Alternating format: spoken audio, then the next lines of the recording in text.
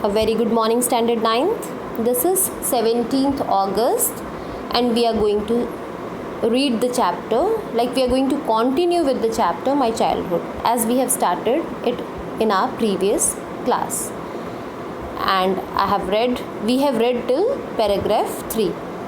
And what we read is, My Childhood is a chapter by APJ Abdul Kalam. It is an autobiography. In this, APJ Abdul Kalam says that he was born in a middle class Tamil family in Rameshwaram. And then he talked about his father. His father was a very simple man who was neither very educated nor he was very rich, but he was a man of true generosity, and he was a man with a great innate wisdom. Then he talks about his mother. His mother was a true friend of his father, and she was a very humble lady. Right, children? Then he says that he was not very he was born with undistinguished looks, and he was not very tall like his parents, and he is not even very handsome like his parents. Then he talked about his ancestral house, and then we read that when it was Second World War broke out, he was around 8 years old, and during this only he told us that he earned his first wages, and he is very proud and very happy to earn his first wages. Now today we are going to start with paragraph number 4. So you can open your books, page number 69, otherwise the text is on the screen too. Okay, let us read. Every child is born with some inherited characteristics into a specific socio-economic and emotional environment, and trained in certain ways by figure of authority. Now, my dear students, इसमें ये कह रहे हैं कि हर बच्चा जो है वो कुछ ना कुछ इनहेरिट कैरेक्टरिस्टिक्स लेके आता है अपने पेरेंट्स से, कुछ ना कुछ वो इनहेरिट करके स्पेसिफिक चीज़ें इनहेरिट करता है. जैसे हम बोलते हैं ना कि हाँ ये बच्चा तो बिल्कुल अपने पापा की तरह बिहेव करता है, ही लुक्स लाइक दैट, नहीं ये तो बिल्कुल ही अपनी मामू जैसा लगता है. तो these are the sayings that हाँ उन्होंने इनहेरिट करा है. Okay, then there is a word specific socio-economic. What does this mean? Monetary wise कैसे टाइप की फैमिली में born हुए, या फिर कैसे टाइप के इमोशनल एनवायरनमेंट में उनका अपब्रिंगिंग हुआ, और इन सब से आपको यानी कुछ न कुछ क्वालिटी मिलती है. So that's what he saying कि उन्होंने स्टार्टिंग में बताया था ना, he was born in a middle class family. तो वही वो बताते हैं कि क्या उनको इमोशनली और मॉनेटरी अपने इनहेरिटेंस अपने पेरेंट्स से मिली. Okay, now figure of authority. Figure of authority means, see it is at the bottom you can see in the blue words, a person who had authority over another person. एक ऐसा person जिसकी authority होती है किसी और person के ऊपर. A person who has the power to give orders और मेक डिसीजन. तो ये पावर्स और ऑर्डर्स देने की, डिसीजन देने की आपके ऊपर किसके who is responsible, who can give you such orders and orders, either parents और द टीचर्स, है ना. तो वो वही कहते हैं कि जो भी बच्चा एक इनहेरिट करता है वो क्यों इनहेरिट करता है, क्योंकि उसको ऐसा एनवायरनमेंट मिला होता है, उसको ऐसी टीचिंग्स मिली होती है, ईदर फ्रॉम हिज पेरेंट्स और from his teachers. Now he continued, I inherited honesty and self discipline from my father. From my mother I inherited faith in goodness and deep kindness, and so did my 3 brothers and sister. तो he says that हमने अपने पापा से, हम सब भाई बहनों ने अपने पापा से क्या इनहेरिट करा, ऑनेस्टी, सच्चाई, and self discipline. Self discipline is very important. अगर आप सेल्फ डिसिप्लिन ही नहीं हो तो you can't do anything, you can't be successful, isn't it? And that's what he says, that they have all of them have inherited honesty and discipline from his father. और उनकी जो मम्मा थी वो मतलब बहुत ही फेथफुल लेडी थी, and she was a lady with goodness. उनके अंदर इतनी अच्छाइयाँ थी, बहुत डीप काइंडनेस थी. तो उन सबके बीच में भी ये काइंडनेस इनहेरिट हुई मामा से. Right children, let us read further. I had after talking about his family, he started talking about his friends. I had three close friends in my childhood: Ramananda Shastri, Arvindan, and Shiva Prakashan. All these boys were from orthodox Hindu Brahmin families.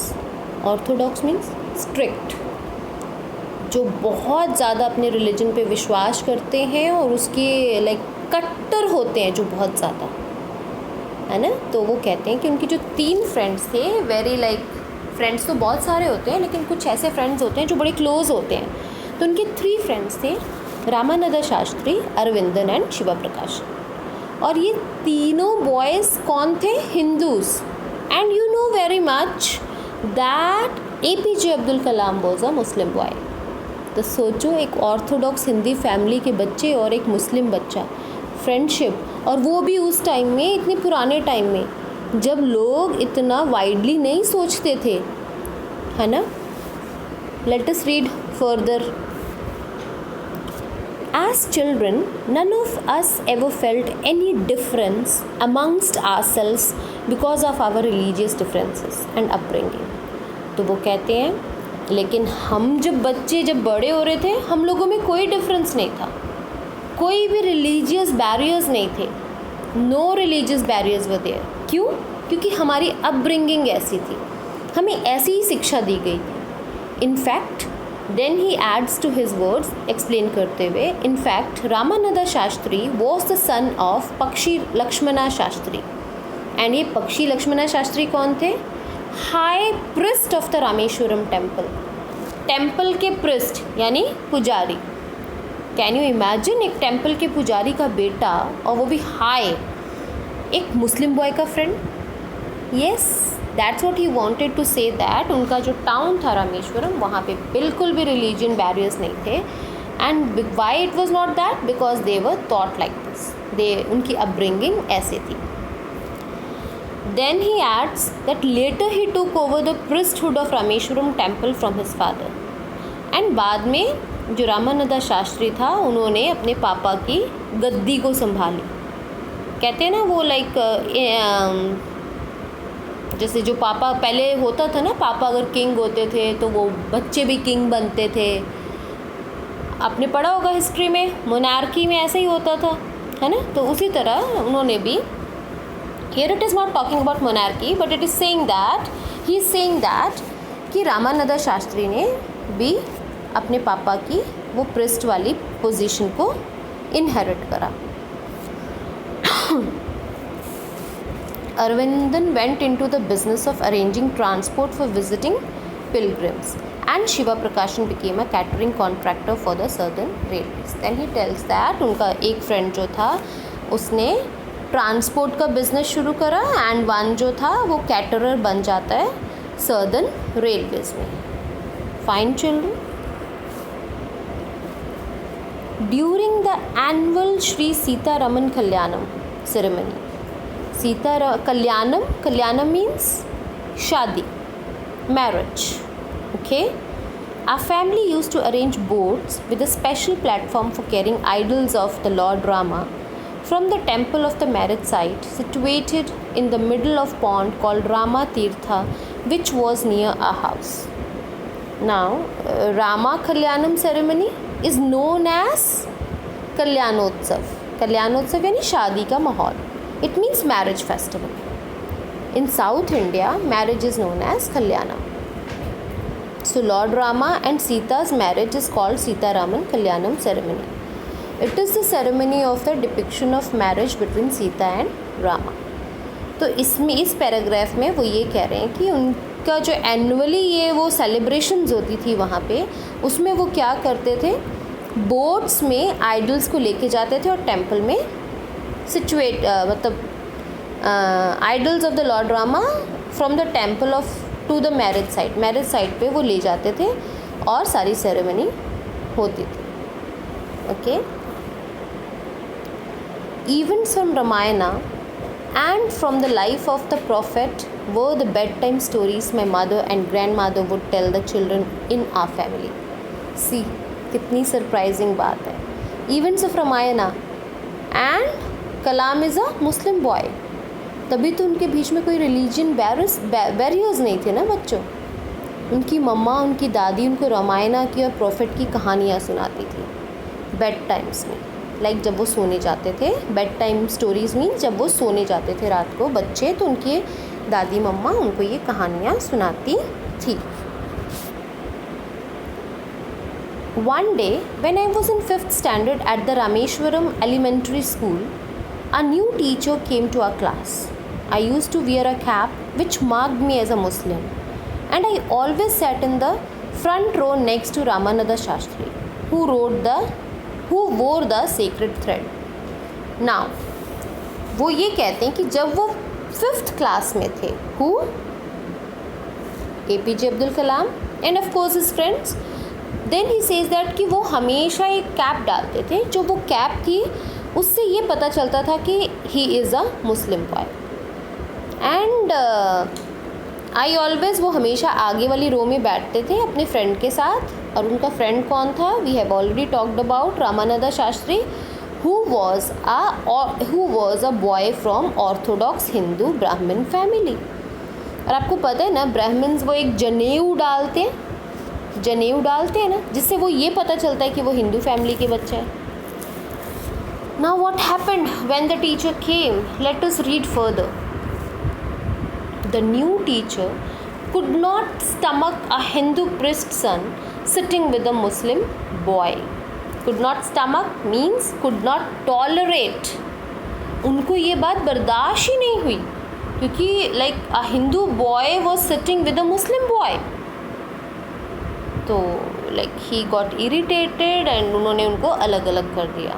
In accordance with a social ranking as the new teacher saw it, I was asked to go and sit on the back bench.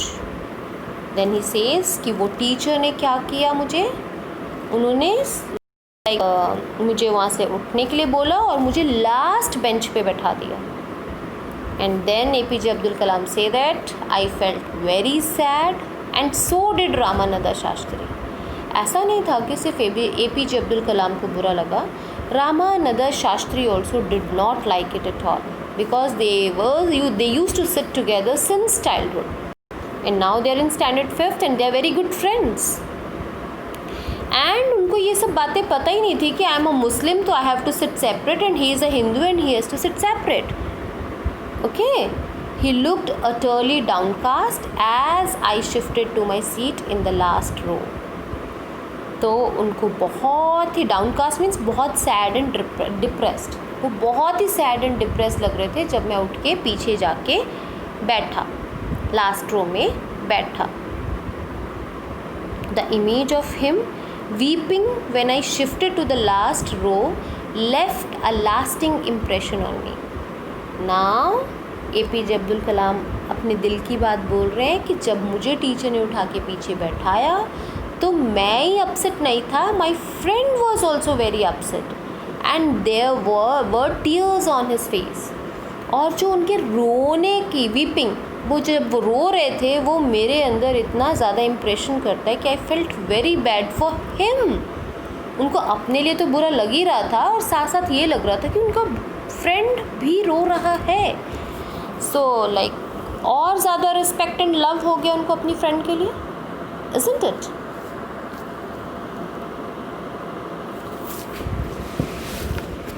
Then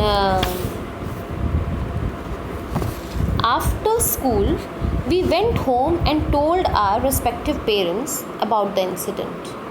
Then he says that naturally छोटे बच्चे जो होते हैं, क्या होता है school में जो भी बातें होती हैं जाके फटाफट पेरेंट्स को बताते हैं. इवन यू पीपल, है ना, जो भी अच्छी बात होती है जो जिसमें आपको डांट ना पड़े. अब तो आप ऐसे हो गए हो, चालाक हो गए हो कि लाइक ऐसी बात ही बताते हो अपने पेरेंट्स को जिसमें आपको डांट ना पड़े. But since they were very young, उन्होंने जाके सारी बात एज इट इज़ अपने मम्मी पापा को बता दी. Okay. Lakshmana Shastri summon the teacher. Summon, Lakshmana Shastri कौन थे? High priest. उन्होंने कॉल करा. He called. Summon is like calling someone, the teacher. And in our presence told the teacher that he should not spread the poison of social inequality and communal intolerance in the minds of innocent children. तो फिर वो कहते कि हमारे सामने उन्होंने teacher को ये बोला कि तुम्हें इन बच्चों को रिलीजियन बैरियर्स नहीं सिखाने चाहिए, ये inequality, social inequality and communal intolerance in बच्चों के माइंड में नहीं भरना चाहिए, because we have not taught our children, we have not brought up our children in that sense. He bluntly asked, bluntly means speaking in a direct and honest way, even if this offends or upset people. किसी को may be बुरा भी लग सकता है. bluntly मतलब not rudely exactly, बिना डरे बिना कुछ सोचे वो कहते हैं. कौन? Ramanand Shastri. asked the teacher, I'm sorry, not Ramananda Shastri, Lakshmana Shastri, उनके पापा. asked the teacher to either apologize or quit the school and the island. He was so angry with the teacher कि वो उनके बच्चों को गलत बातें सिखा रहा है. He is spreading religious communal inequality among the children. So he asked, या तो तुम माफ़ी मांगो या फिर स्कूल और ये आइलैंड छोड़ के चले जाओ. अपोलोजाइज इज सीक पार्डन, माफ़ी मांगना. क्विट इज टू लीव, चले जाओ.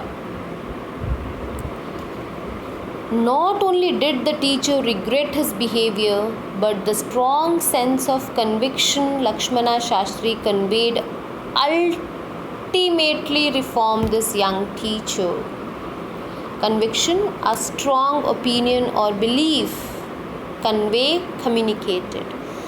तो यहाँ पे APJ अब्दुल कलाम ये कहते हैं कि जो रामानंद शास्त्री के जो पापा थे यानी कि लक्ष्मणा शास्त्री ने उस टीचर को सिर्फ एक लेसन ही नहीं दिया बट उसकी पूरी रिफॉर्म, उनको पूरा रिफॉर्म कर दिया.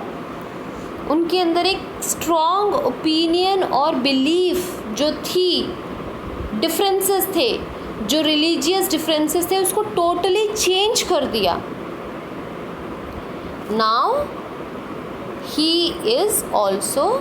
he has also a changed mind.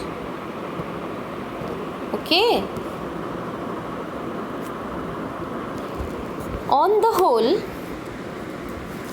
the small society of Rameshwaram was very rigid in terms of segregation of different social groups. Rigid मतलब strict, segregation मतलब separation.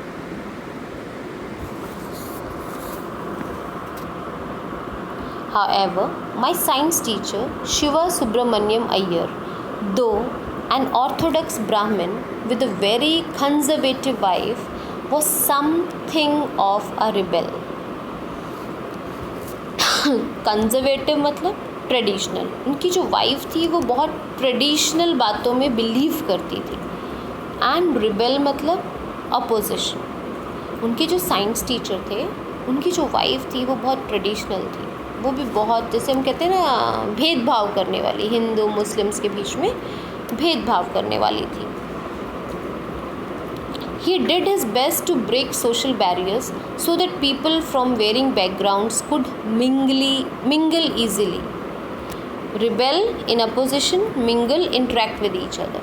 उन्होंने बहुत कोशिश करी थी कि वहाँ पे जो ये सोशल बैरियर्स हैं इसको ख़त्म किया जाए और जो लोग हैं आपस में प्यार के साथ रहें, एक दूसरे के साथ एक ह्यूमन माइंड के साथ रहें. वो आपस में लड़ाई झगड़े ना करें, लड़े नहीं, और वो आपस में प्यार से रहे. He used to spend hours with me and would say, Kalam, I want you to develop so that you are on par with the highly educated people of the big cities. On par means at the same level. It means वो कलाम को हमेशा कहते थे कि मैं ऐसा देखना चाहता हूँ कि तुम इतनी ग्रोथ करो कि तुम जो हो बहुत एजुकेटेड पीपल के लेवल में, काउंटिंग्स में आ जाओ. On par means at the same level. जैसे highly educated people are always respected, तो तुम्हारे को भी जो भी याद करे वो बहुत ही रिस्पेक्ट के साथ याद करे, तुम्हारा नाम जो भी ले वो बहुत ही रिस्पेक्ट के साथ ले. So that is it for today. So we have read till paragraph number 8. So tomorrow we are going to start with, not tomorrow, in the next class we are going to start with 9, 10th and we will complete the chapter. But before I stop now, I would like you all to answer the question number first part में से, back exercise की page number 75 में से first part में से question number 3 and question number 4 and question number 5. So you need to write the answers to these questions as we have read this part of the chapter and post it to your teachers. Good day.